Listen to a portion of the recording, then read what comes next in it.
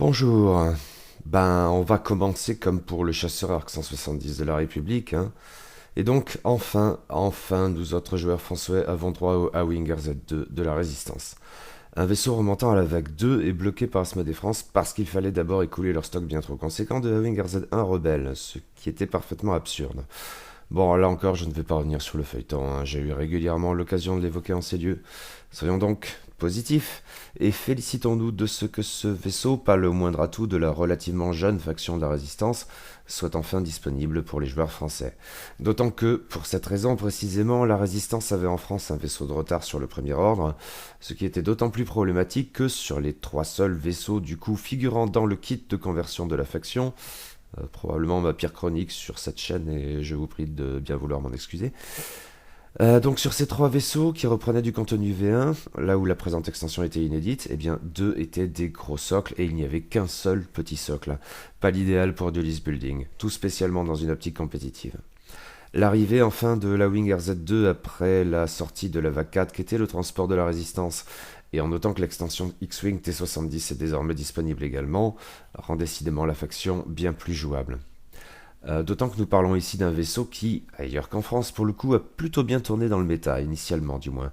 On voyait régulièrement des listes en associant plusieurs, éventuellement nombreux, ou panachant avec de plus classiques X-Wing T70. La solution économique représentée par le A-Wing RZ2 était à vrai dire très tentante, en louchant du côté des As avec les pilotes nommés les plus capés ou en jouant davantage sur le nombre, mais pas nécessairement des génériques pour autant, au point que lors de la mise à jour de juillet, il y a eu une petite augmentation générale sur le châssis, tandis que le pilote de A-Wing RZ2 le plus joué, à savoir Lulo Lampard, prenait carrément 5 points dans les dents. Ceci dit, même après ces ajustements, le A-Wing de la résistance demeure éminemment jouable et je crois que cela vaut toujours pour Lulo. Mais l'absence de ce vaisseau en France ne m'a pas permis d'en prendre vraiment la mesure jusqu'à présent, sur un plan pratique, j'entends. En fait, je ne l'ai affronté qu'une seule fois, sur la base bien sûr de Proxy. Une expérience un peu alambiquée, je crois me souvenir que j'avais pu apprécier, entre guillemets, c'est-à-dire en m'en prenant plein les dents, les atouts représentés par des pilotes comme Lulo Lampard donc, mais aussi dans un tout autre registre, Talisan Lintra. Et puis, un peu comme pour le chasseur Arc 170, j'ai un aveu débile à faire. Dans mes rares et jamais concluantes tentatives de concevoir des listes rebelles, si l'Arc était régulièrement mon premier choix, le A-Wing RZ1 était souvent le second. Or cela a un vaisseau très mal aimé. J'ai entendu beaucoup de joueurs rebelles en dire pique-pendre, et peut-être à bon droit, même s'il me semble qu'il n'est pas totalement injouable, hein. À vrai dire, Jake Farrell demeure un pilote intéressant, et peut-être celui que j'ai le plus souvent affronté lors de l'Open de Paris de manière générale. Et spammer du générique, ça peut faire sens. Là, mon background de joueur impérial intervient sans doute, les petits vaisseaux agiles mais fragiles, c'est un peu l'essence de ma faction de référence. Mais cela relève sans doute un peu aussi de l'esprit de contradiction, de fait c'est un vaisseau à peu près unanimement décrié. Le A-Wing RZ2 sans surprise est dans la lignée du RZ1, mais il a pour lui un meilleur cadran de manœuvre, une meilleure capacité générique et des pilotes nommés éventuellement bien plus funky, outre que le simple choix des pilotes est plus étendu. Il est de la sorte la mise à jour éminemment plus jouable et efficace d'un vieux coucou sympathique dans son esprit mais guère efficace sur le tapis de jeu, et c'est une bonne chose. Commençons par nous pencher sur la figurine. De fait, le RZ1 Rebelle et le RZ2 Résistant sont très proches, même si l'on peut constater quelques variantes sur la figurine, et pas seulement en ce qui concerne la peinture, comme pour le chasseur Arc 170. Je suppose que comparer les deux châssis est pertinent. Aussi, dans toutes les photos de cette section, je vais associer à gauche les deux A-Wing RZ1 Rebelle tirés de la V1, l'extension As Rebelle dans le cas du bleu, et à droite le A-Wing RZ2 de la Résistance qui nous intéresse plus particulièrement. Ah donc, vu de loin, ça n'a rien d'évident, mais quand on se rapproche un peu, on voit que les figurines diffèrent. Le RZ2 est un chouïa plus petit que le RZ1, et il a aussi quelque chose de plus sec, là où le A-Wing Rebelle est tout en courbe. Les réacteurs sont par ailleurs plus petits sur le nouveau modèle, à l'instar des canons et même du cockpit. Le RZ2 a de la sorte quelque chose de plus agressif que le RZ1, ce qui à mes yeux n'est pas forcément un atout, hein, sur le plan cosmétique, s'entend. Le style plus rond du A-Wing Rebelle me parle probablement davantage, pour des raisons que je serais bien en peine d'expliquer. Bon, les différences ne sont pas non plus outrées, et le RZ2 n'a rien de moche, hein. Mais les deux vaisseaux diffèrent sur un autre aspect qui ne ressort pas forcément très bien sur cette photo dégueu. La peinture du RZ2 est plus appuyée, notamment pour ce qui est des traits noirs figurant sur la coque. Ils apparaissent sur le vaisseau rebelle, mais tout en douceur, là où le vaisseau de la résistance donne une impression de contraste bien plus tranchée. Là encore, je préfère un peu les versions rebelles, mais c'est à débattre. Une figurine honnête, globalement, on apprécie qu'elle se distingue un peu de son modèle, mais le résultat n'est pas non plus renversant. Après, c'est fonction des goûts de chacun. Bien, nous pouvons passer maintenant à l'évocation des données techniques du châssis en gardant les pilotes pour plus tard. Je suppose que le lien entre les deux vaisseaux justifie que régulièrement l'on compare le A-Wing RZ2 avec son ancêtre, le A-Wing RZ1. Toutefois, la situation est bien différente de celle du chasseur ARC 170. Soulignons-le car c'est crucial. Le A-Wing RZ1 et le A-Wing RZ2 ne sont pas le même vaisseau. Pas seulement parce que leurs factions et leurs pilotes diffèrent, mais parce que le châssis lui-même diffère. En ayant ce point bien en tête, nous pouvons commencer, classiquement, par le cadran de manœuvre. Celui-ci, pour le A-Wing RZ2, comme pour son ancêtre en fait, comprend en tout 17 manœuvres différentes, ce qui est dans la tranche haute. 10 de ces manœuvres sont bleues, ce qui est excellent. 4 seulement sont blanches, ce qui est peut-être plus éloquent encore au fond, et 3 seulement sont rouges qui sont 3 manœuvres de retournement, ce qui est très bien. Dans le détail, pour ce qui est des manœuvres bleues, nous avons les tout droits à vitesse 2 à 5, ce qui est remarquable et désigne d'emblée le RZ2 comme un vaisseau rapide, avec la contrepartie classique en la matière de l'absence de manœuvre tout droit 1. Puis les virages sur l'aile à vitesse 2 à 3, et là encore il n'y en a pas à vitesse 1, et enfin les virages serrés à vitesse 2, ce qui est toujours pratique. Une autre manière de le dire, toutes les manœuvres basiques à vitesse 2 sont bleues, entre autres, et cela en dit long. Côté manœuvre blanche, ça ira plus vite, les virages serrés à vitesse 1 et 3. Ce qui demeure remarquable, le RZ2 a un profil d'intercepteur, il va vite et tourne très bien. Impression renforcée par les 3 seules manœuvres rouges qui sont donc 3 manœuvres de retournement, Koyogran 5, ce qui est toujours très bien, et boucle de Segnor 3 pour une approche peut-être plus agressive. Cet excellent cadran est au fond assez proche de celui du RZ1 qui était déjà très cool, mais il est encore meilleur dans la mesure où la seule différence entre les deux porte sur les virages sur l'aile à vitesse 3. Ils sont blancs pour le A-Wing Rebelle. Oui, vraiment remarquable. Un vaisseau qui, à en juger par ses capacités de manœuvre, bougera très bien en ne prenant qu'exceptionnellement du stress qu'il évacuera de toute façon sans souci. Maintenant, il y a peut-être ici comme une illusion d'optique. De fait, on verra plus loin qu'un aspect crucial de ce châssis impliquera éventuellement un stress régulier. Demeure ce constat rassurant que le A-Wing RZ2 sera à peu près toujours en mesure de s'en débarrasser quand viendra son tour de s'activer. Passons aux statistiques. Nous avons une attaque d'arc de tir mobile simple à 2, 3 DVR en défense, il n'y a pas mieux, puis 2 points de coque et 2 boucliers, ce qui est assez fragile. La seule différence avec leur Z1 ici n'est pas d'ordre numérique, c'est que l'attaque primaire du A-Wing Rebelle était plus classiquement de 2 aussi, mais dans l'arc avant. La tourelle du RZ2 est un trait distinctif majeur et on y reviendra. Toute chose égale par ailleurs, ces statistiques sont peut-être un peu médiocres. Moi j'aime bien, peut-être parce que c'est assez impérial au fond. Et l'évolution du jeu, depuis surtout la vague 3, a rendu les attaques à 2D rouges bien plus communes. Une nouvelle norme en fait, là où la V1 et le début de la V2 avaient peut-être incité les joueurs, notamment rebelles, à considérer les 3D rouges comme un prérequis fondamental. Ce qu'ils ne doivent pas être, je suppose. A posteriori, cela ne joue que davantage en faveur du RZ2 et peut-être aussi du RZ1. À noter, nous avons un seul profil alternatif ici avec Talisman Nintra. Il s'agit seulement d'ajouter une charge récurrente à ces statistiques génériques. On verra le moment venu comment elle en fait usage. Envisageons maintenant la barre d'action. Pour le coup, elle est relativement fournie.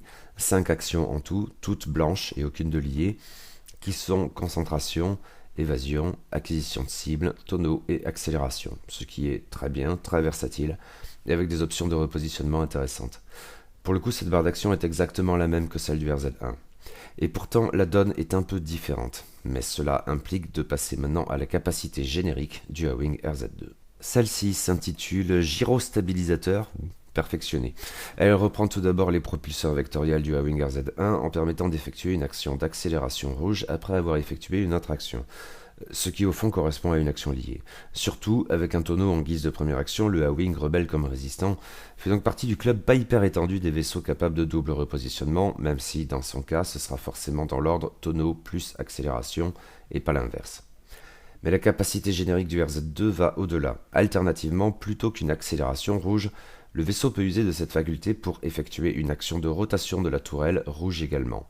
La carte précisant que la tourelle du RZ2 ne peut être orientée que vers l'avant ou l'arrière, en aucun cas dans les arcs latéraux. Cet arc de tir mobile est décidément une qualité distinctive du A-Wing résistant et un atout non négligeable. Maintenant, il est accompagné d'un certain nombre de contraintes. On l'a vu, la tourelle ne peut être orientée que vers l'arc avant ou vers l'arc arrière, ce qui rapproche un peu le RZ2 du chasseur TSF du premier ordre si ce dernier est plus constant. Par ailleurs, comme vous l'aurez remarqué, l'action de rotation de la tourelle ne figure pas dans la barre d'action du vaisseau. Dès lors, pour tourner la tourelle, on est obligé de recourir au gyrostabilisateur perfectionné, ce qui implique d'avoir réussi une autre action au préalable, ok, mais aussi de ne pas être stressé car l'action de rotation est rouge. Gaffe au retournement intempestif. Cela signifie aussi qu'en principe votre vaisseau, après avoir réorienté sa tourelle, sera stressé. Cela dit, on l'a vu, le RZ2 ne manque certainement pas d'options pour évacuer le stress. Par ailleurs, la capacité spéciale d'au moins une pilote, Griersonel, mais aussi certaines améliorations comme les propulseurs survitaminés, sont sans doute à intégrer dans l'équation. On y reviendra en temps utile. Voici pour les données permanentes du châssis, reste à envisager ces données saisonnières, soit les coûts et les emplacements d'amélioration. Commençons par ces derniers. Tous les pilotes de la Wing RZ2 disposent d'un slot de technologie et d'un autre de missile. On relèvera l'absence du moindre emplacement de modification. Le A-Wing RZ1 ne disposait pas du slot de technologie, sans surprise, car ce dernier est en principe associé au vaisseau de la nouvelle trilogie. Mais c'est là encore tout bénef pour l'intercepteur de la Résistance. De manière plus caractéristique, sur ces deux modèles d'ailleurs, tous ces pilotes disposent de 2 emplacements de talent, à l'exception du générique le moins coûteux, la recrue de l'escadron bleu qui n'en a qu'un seul. A noter, elle n'en avait aucun initialement, mais ce point a très vite été corrigé dès la mise à jour de janvier. Cela autorise des combos assez folles, reste à voir si elle se montrera vraiment pertinente. Il n'est pas dit que l'on tienne à tout prix à rentabiliser à fond ce double emplacement. Mais on peut avancer, je crois que le RZ2 aimerait bien associer le talent adjectif de sa faction héroïque et quelque chose d'autre, les options ne manquent pas. Pour ce qui est des coûts, il faut donc relever d'emblée que le châssis a connu une augmentation générale lors de la mise à jour de juillet. 2 pilotes seulement n'ont pas bougé, Griersonel et Zari Bangel. 3 ont augmenté d'1 point, recrue de l'escadron bleu, expert de l'escadron vert et Talisa Nintra, tandis que Lulo Lampard a pris 5 points dans les dents, ce qui est généralement révélateur de son efficacité. Mais il faut dire, et ça n'est pas le moindre atout du RZ2, les coûts pour ces différents pilotes sont globalement assez bas, voire très bas, ce qui ouvre de très intéressantes options de list building.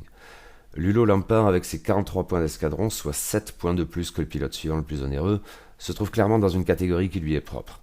Mais si l'on s'en tient aux 5 autres pilotes du châssis, les coûts s'étalent entre 33 points d'escadron, à poil, ça fait donc un 6ème de liste, pour la recrue de l'escadron bleu, et 36 points d'escadron pour Griersonel et Talisa Nintra, un écart de 3 points seulement, qui devrait jouer en faveur des pilotes nommés, histoire de bénéficier de leurs intéressantes capacités spéciales et de leur initiative supérieure.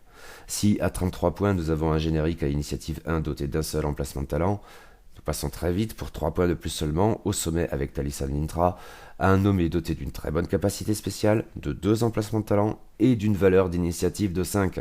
Et ça, c'est tout de même assez waouh. Le RZ2 est donc un vaisseau très économique globalement, et si Lulo Lampard coûte bien plus cher que tous les autres, il vaut probablement tous ses points, comme on le verra.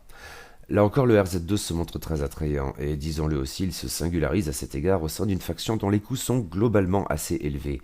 Il était tout spécialement au moment de la vague 2, avec 2 gros socles qui parasitaient les échelles, tandis que le X-Wing T-70 n'était probablement pas le plus discount des chasseurs. À titre de comparaison, le A-Wing RZ1 rebelle s'échelonne entre 30 points d'escadron pour le pilote de l'escadron Phoenix et 36 points d'escadron pour Jake Farrell. Le cas de Lulo Lampard étant singulier, nous nous retrouvons autrement avec une même tranche haute, tandis que l'entrée de gamme est plus accessible chez les rebelles, ce qui va encore davantage dans le sens d'un archétype jouant sur l'économie. Cependant, les nombreux atouts du RZ2 jouent là encore globalement à sa faveur, même si Jake Farrell est assurément un bon pilote. Pour le même prix, Talisa Nintra, qui a elle aussi une chouette capacité spéciale, est d'une initiative supérieure et dotée d'un slot de technologie, son châssis bénéficiant en outre d'un meilleur cadran de manœuvre et de son arc de tir mobile, même limité, lié à ses gyrostabilisateurs perfectionnés. Oui, le RZ2 est là encore bien plus attrayant que son modèle. Penchons-nous un peu plus précisément sur les pilotes maintenant. Il y en a 6, dont 2 génériques et 4 nommés limités à un seul exemplaire, pour des coûts s'étalant entre 33 et 43 points d'escadron, mais essentiellement de 33 à 36 donc, et des initiatives allant de 1 à 5. Commençons par les génériques. L'entrée de gamme à une initiative minimale de 1 est la recrue de l'escadron bleu pour 33 points d'escadron. Rappelons que c'est le seul A-Wing RZ2 à ne disposer que d'un seul slot de talent, ce qui n'a rien de dramatique. En prenant les choses autrement, c'est un générique à initiative 1 disposant d'un emplacement de talent, et ça ne court pas les rues. Pour 2 points d'escadron de plus, 35 donc, nous passons au second générique qui est l'expert de l'escadron vert. Son initiative passe à 3 et il a désormais accès au double emplacement de talent. Dans l'absolu, ces génériques sont plus que corrects. Seulement, en ce qui me concerne en tout cas, l'échelle des coûts du A-Wing RZ2 m'incitera à les garder dans le portfolio. Tout spécialement l'expert de l'escadron vert. Pour le prix de ce dernier, nous pouvons avoir Zari Bangle, même initiative mais capacité spéciale plutôt sympa. Et pour seulement un point de plus, il y a Griersonel, initiative 4, en plus d'une capacité spéciale plus sympa encore, et même Talissal Nitra, initiative 5, bordel, et une très bonne capacité spéciale. Je ne vois donc pas vraiment d'intérêt à jouer l'expert de l'escadron vert dans ces conditions. La recrue de l'escadron bleu est certes un peu plus spammable et l'absence de second slot de talent n'a rien d'un handicap insurmontable, alors peut-être. Mais à titre personnel, les coups étant ce qu'ils sont, je serais clairement tenté de passer direct au pilote nommé. Et donc, la première d'entre eux, à initiative 3, est Zari Bangle, 35 points d'escadron.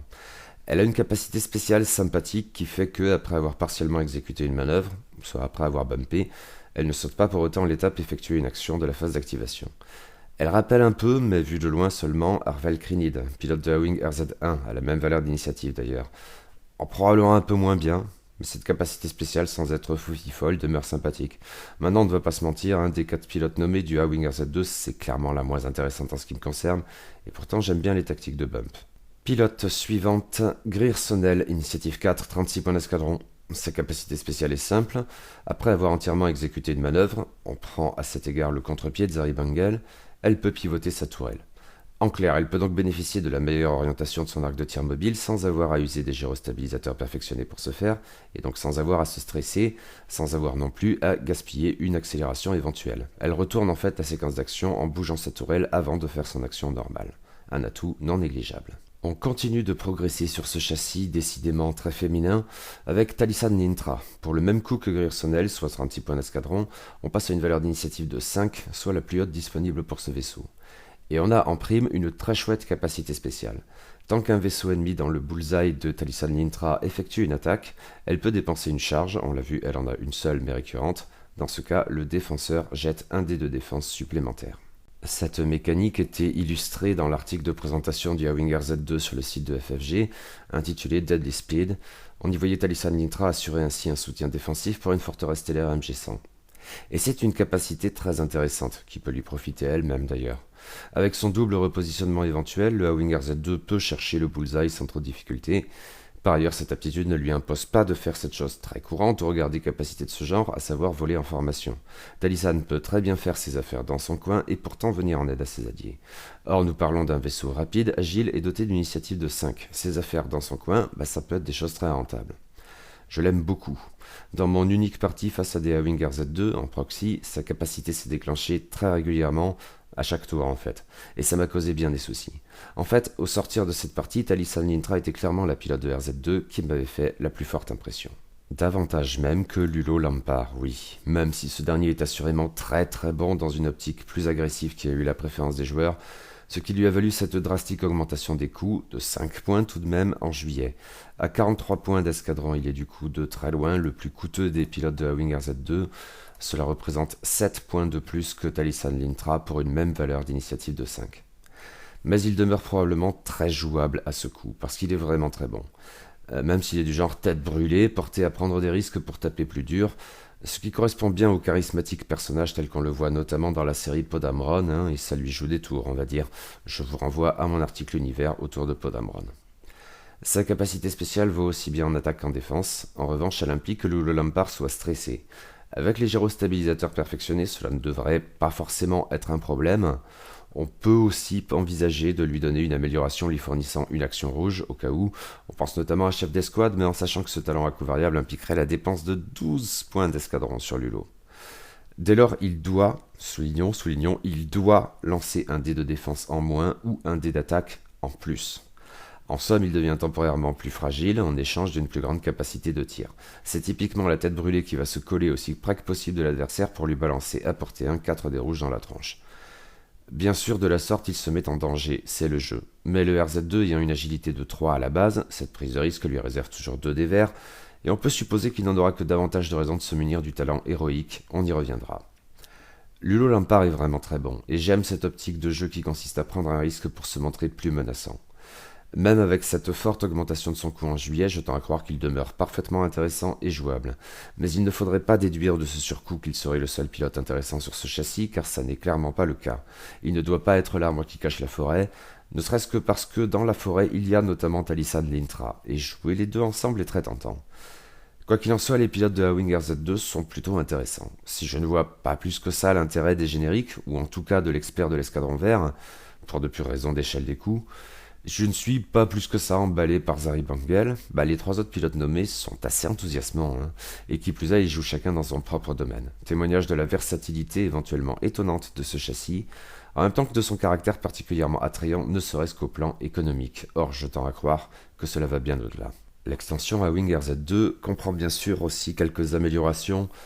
Cela dit, pas des masses non plus, hein. Elle est relativement chiche à cet égard, 5 seulement en tout, dont 2 spécifiques à la résistance. Il y en a toutefois une qui se distingue au sens où pour l'heure elle n'est disponible que dans cette extension, la technologie peinture ferrosphère, 6 points d'escadron. Après qu'un vaisseau ennemi a verrouillé un vaisseau qui en est équipé, si ce dernier n'est pas dans le bullseye du dit vaisseau ennemi, alors ce dernier gagne un marqueur de stress. Dans l'absolu, c'est assez intéressant, hein. Un moyen de sanctionner les acquisitions de cibles qui peuvent faire très mal sur un petit châssis fragile tel que le A-Wing RZ2, même si d'autres vaisseaux résistants pourraient s'en équiper, hein. Maintenant, choisir cette technologie impliquerait de faire l'impasse sur une autre, et à 6 points d'escadron à ce jour, ce qui est tout de même assez onéreux, je ne suis pas sûr que le jeu en vaille vraiment la chandelle. Mais honnêtement, je ne sais pas. N'hésitez pas à faire part de vos avis à cet égard. L'autre amélioration spécifique à la résistance figurant dans cette extension, nous la connaissons de longue date, il s'agit du talent adjectif spécifique à la faction, à savoir héroïque, 1 point d'escadron. Pour mémoire, ce talent permet, quand on défend ou quand on effectue une attaque, si on n'a que des résultats vierges et au moins 2 résultats, de relancer n'importe quel nombre de dés. Tout joueur de X-Wing a tiré à blanc ou défendu à blanc, ce qui suffit à prendre en considération ce talent. Le souci est peut-être qu'il empêcherait trop souvent de prendre un autre talent plus enthousiasmant, mais à cet écart, le A-Wing RZ2 avec ses 2 slots de talent est tout désigné pour en jouer. Je tends à croire qu'il serait particulièrement sympathique sur un Lulo Lampard afin de compenser une éventuelle déveine en défense dès l'instant que le casse-cou a choisi de sacrifier l'agilité à l'agression. Oui, j'aime bien, comme fanatique pour le premier ordre en face. Encore aujourd'hui, j'ai le sentiment que les factions de la vague 2 sont clairement celles qui disposent des meilleurs de ces talents adjectifs. Reste encore 3 améliorations génériques dans cette extension, dont une doit probablement être mise en avant qui, en tant que technologie, n'est pas forcément rare à proprement parler, mais en tout cas moins courante que la plupart des améliorations génériques complétant classiquement telle ou telle extension. Les propulseurs survitaminés, dont le coût dépend de la valeur d'initiative. Dans le cas présent, il est de 5 points pour la recrue de l'escadron bleu, 7 pour l'expert de l'escadron vert Ezari Bangel, 8 pour Griersonel et 9 pour Talisan Nintra et Lulo Lampard. Bien sûr, d'autres vaisseaux peuvent s'en équiper dès l'instant qu'il s'agit de petits socles. Cette amélioration permet, tant que l'on a 2 marqueurs de stress ou moins, d'effectuer les actions tonneau et accélération même en étant stressé, ce qui vaut a priori pour l'accélération rouge résultant des gyrostabilisateurs perfectionnés. De manière générale, c'est intéressant. L'interaction avec les gyrostabilisateurs perfectionnés justifie probablement que l'on envisage cette technologie sur un A-Wing RZ2 et que cette carte se trouve dans son extension. Maintenant, le RZ2 ne rencontre en principe pas de difficulté pour évacuer le stress, ce qui rend cette amélioration peut-être un tout petit peu moins pertinente, outre qu'elle coûte assez cher tout de même. Mais je suppose qu'elle pourrait se montrer très intéressante sur Lulo Lampard en tout cas, qui après tout veut souvent être stressé, mais aurait tout intérêt à ne pas pénaliser pour autant son économie d'action. Intéressant donc et à étudier. Les 2 autres améliorations génériques figurant dans cette extension, nous les connaissons bien, et inutile donc de revenir abondamment dessus. Nous avons tout d'abord des missiles à tête chercheuse, 5 points d'escadron, et enfin des roquettes à protons, 7 points d'escadron. De manière générale, ce ne sont pas mes missiles préférés, mais je suppose que le RZ2 pouvant traquer le bullseye avec ses manœuvres souples et son éventuel double repositionnement, les roquettes à protons ne sont pas déconnantes. Et donc, ça se tente. Il est temps de conclure. Le A-Wing RZ2 est un apport tout à fait bienvenu à la jeune encore faction de la Résistance. Il a pour lui son excellent cadran de manœuvre, une capacité générique intéressante, des pilotes nommés souvent enthousiasmants et, last but not least, une échelle de coût très attrayante. Ce dernier caractère s'applique souvent à des petits vaisseaux de remplissage, mais le RZ2 vaut probablement bien plus que cela. Loin de devoir simplement compléter une liste, il peut en constituer l'armature, aussi bien en solo qu'en nombre. Et le caractère agressif d'un Lulo Lampard ou le soutien défensif d'une Talisan Nintra sont en tant que tels des atouts marqués qui valent bien qu'on les intègre dans une liste, en témoignant en outre de ce que ce petit chasseur est en définitive bien plus versatile qu'il n'y paraît. On ne s'étonne guère dès lors de ce qu'il est régulièrement figuré dans les listes méta. À la comparaison, sur tous ces points, le RZ2 convainc bien davantage que le RZ1. Et d'une certaine manière, c'est dommage, parce que j'aimerais bien à titre personnel que le A-Wing rebelle soit plus performant, même si je ne suis pas un joueur rebelle. J'espérais à vrai dire de nouveaux pilotes sur ce châssis qui manque cruellement d'options en la matière. Là, l'extension pilote hors pair annoncée pour début 2020 n'en rajoutera pas, alors qu'elle comprendra 2 nouveaux pilotes pour le RZ2. Allez comprendre. Mais bon, c'était du RZ2 qu'on parlait aujourd'hui et le bilan est clairement satisfaisant. Il est heureux qu'on puisse enfin jouer avec en France. Restons positifs, hein, et disons qu'il n'est jamais trop tard. Eh bien voilà, c'est tout pour aujourd'hui. Écoutez, j'espère que cette vidéo de chronique vous a plu et intéressé, tout ça. Écoutez, si vous voulez soutenir la chaîne qui en a grand besoin, je vous invite tout à fait à le faire, donc n'hésitez surtout pas. Les abonnements, les petits pouces vers le haut, les commentaires surtout, les partages également, tout ça ce sont des choses qui, ma foi, seraient assez utiles. Et donc voilà, écoutez, je vous en prie, j'attends le cas échéant vos réactions sur cette chronique, n'hésitez surtout jamais. Et merci le cas échéant et à la prochaine fois.